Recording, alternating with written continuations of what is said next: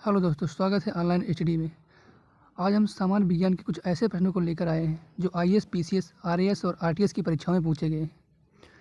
अगर आप चाहते हैं कि मैं और ही ऐसे प्रश्न लेके आऊं तो कमेंट कीजिए।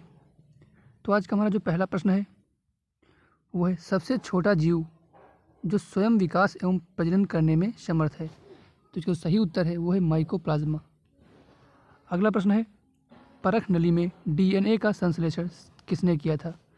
तो कॉर्नबर्ग ने परख नली में डीएनए का संश्लेषण किया था। अगला प्रश्न है, वाटसन तथा क्रिक द्वारा दिया गया डीएनए मॉडल है, तो ये बीडीएनए प्रकार का मॉडल है। अगला प्रश्न है, टमाटर में लाल रंग का कारण है, तो ये लाइकोपीन के कारण टमाटर का रंग लाल होता है। अगला प्रश्न है, पादप कोशिका जंतु कोशिका से किस प्रकार भिन्न होती है? तो जो कोशिका भित्ति होती है उससे ये भिन्न होता है। अगला प्रश्न है, नाभिक के अलावा कोशिका के किस कोशिकांग में डीएनए होता है? तो माइटोकॉन्ड्रिया में होता है डीएनए। अगला प्रश्न है, जैव कोशिका का कौन सा भाग पावर हाउस कहलाता है? तो जैव कोशिका का जो माइटोकॉन्ड्रिया होता है वो पावर हाउस कहलाता है। अगला प्रश्न है, कपास का प्रमुख घटक है, तो कपास का जो प्रमुख घटक है वो सेलुलोज है। अगला प्रश्न है, उन्हें जो मलेरिया के कुनैन, यहाँ पर होगा कुनैन, जो मलेरिया के इलाज में प्रयोग की जाती है, सिनकोना पादप के किस भाग से आती है? तो कुनैन जो होती है वो छाल से बनाई जाती है। अगला प्रश्न है, सेब के फल में लाली का क्या कारण है? तो जो एंथोसाइनिन के कारण उसका जो रंग होता है वो लाल हो जाता है। अगला प्रश्न है, वनस्पति जगत के गैर हरित विषम पोषित पौधे कौन से होते हैं? तो ये फंजाई होते हैं। अगला प्रश्न है, हेरोइन प्राप्त होता है, तो अफीम पोस्ता से प्राप्त होता है। अगला प्रश्न है, शीतल पेयों जैसे कोला में पर्याप्त मात्रा होती है, तो कोला जो होता है कोको कोला, उसमें कैफीन की पर्याप्त मात्रा पाई जाती है। अगला प्रश्न है, प्रयोगशाला में सर्वप्रथम जेनेटिक कोड का संश्लेषण किसने किया था? तो ये खुराना ने किया था, डॉक्टर हरगोविंद खुराना ने। अगला प्रश्न है, जंतु कोशिका में क्या अनुपस्थित होता है? तो सेलुलोज की कोशिका जो भित्ति होती है वो जंतु कोशिका में अनुपस्थित होती है। अगला प्रश्न है, डीएनए बहुलक है, तो डीएनए न्यूक्लियोटाइड्स का बहुलक है। अगला प्रश्न है, राइबोसोम का मुख्य कार्य क्या है? तो राइबोसोम का मुख्य कार्य प्रोटीन का संश्लेषण है। अगला प्रश्न है, इबोला वायरस का नाम लिया गया है, एक नदी के नाम से इबोला वायरस का नाम लिया गया है। अगला प्रश्न है, प्रकृति में सर्वाधिक प्रचुर मात्रा में पाया जाने वाला कार्बनिक यौगिक है, तो सेलुलोज प्रकृति में सर्वाधिक मात्रा में पाया जाता है। अगला प्रश्न है, जीर्ण होने की प्रक्रिया के अध्ययन को कहते हैं, तो जेरेंटोलॉजी, जो वृद्ध होने की प्रक्रिया को कहते हैं जेरेंटोलॉजी। अगला प्रश्न है, पपीते में पीले रंग का क्या कारण है? तो कैरिकाथैंजिन जैंथिन के कारण होता है, कैरिका जैंथिन के कारण पपीते का रंग जो होता है पीला हो जाता है।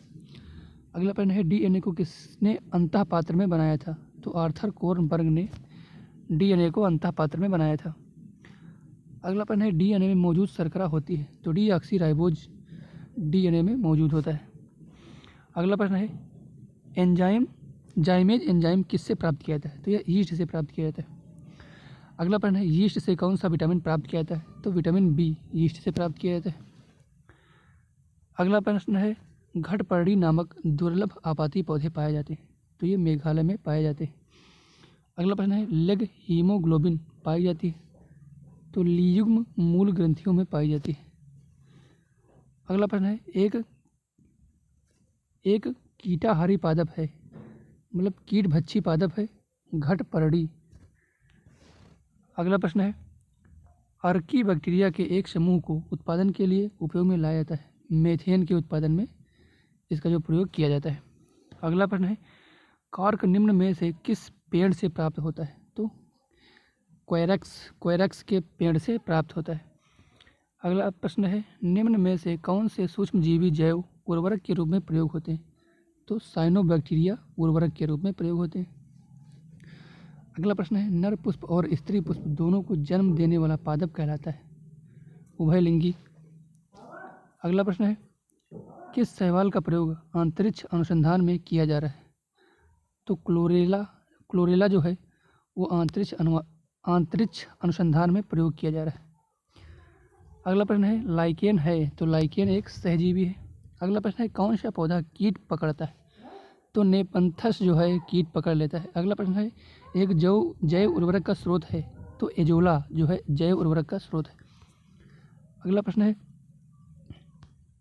किसके साथ मिलाने से एजोला एक अच्छा उर्वरक बन जाता है, तो नील हरित शैवाल के साथ मिलाने से जो एजोला है वो अच्छा उर्वरक बन जाता है। अगला प्रश्न है प्याज के छिलके उतारने पर आंसू आते हैं, क्योंकि जो प्याज है वह निष्कासित करता है सल्फेनिक अम्ल। प्याज जो होता है सल्फेनिक अम्ल निष्कासित करता है।